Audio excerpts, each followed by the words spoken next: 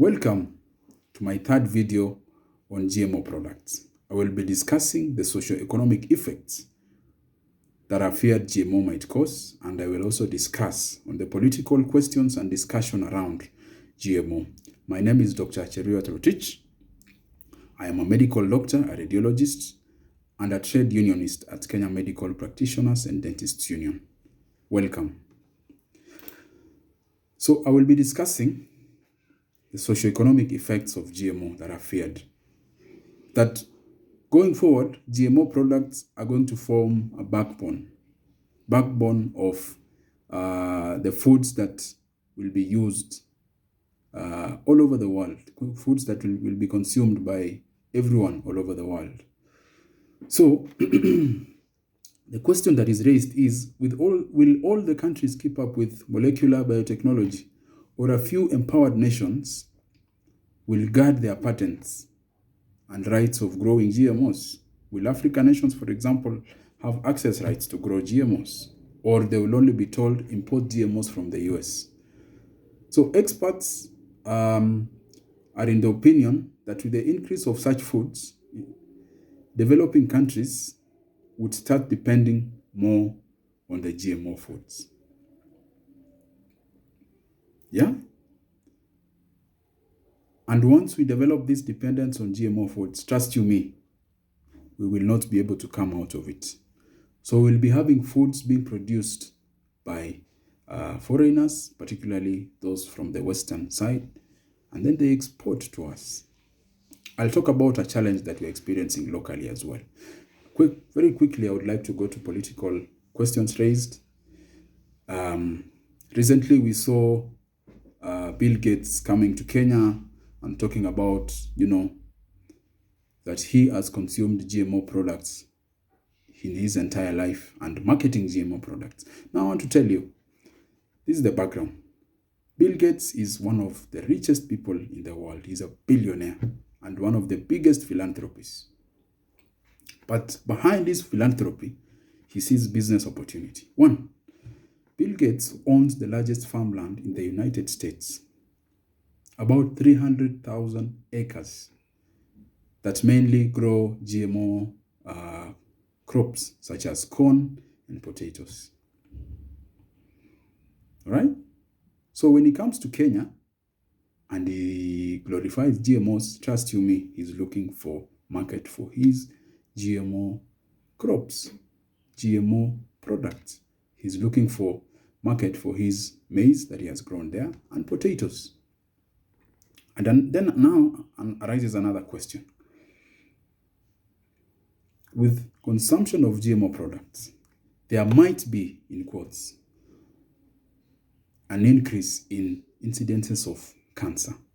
Are these people eyeing to do cancer drug business in future? That's just a question I'm asking. This is a sinister world, remember? And in Kenya, there is something that we must talk about. That is the menace of arable land subdivision. This is a path we are creating unto GMO dependence. We are actively mutating and dividing arable land every day in Kenya, particularly in where it is termed the breadbasket of this nation. Trans Nzoia, Uasin Gishu, parts of Laikipia and central Kenya, where we produce a lot of food for our people to consume. And this food is actually organic. So with this, if we continue subdividing land, it will reach a point where we won't have any land for, producing foods. All the land will be fenced for speculation or will be developed into urban, semi-urban